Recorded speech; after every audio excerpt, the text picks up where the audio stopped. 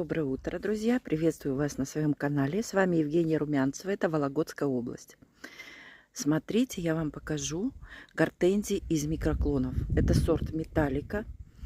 Еще в марте они были похожи на какие-то небольшие части растений, а сейчас они уже растут у меня в 3 литрах. Развиваются стремительно.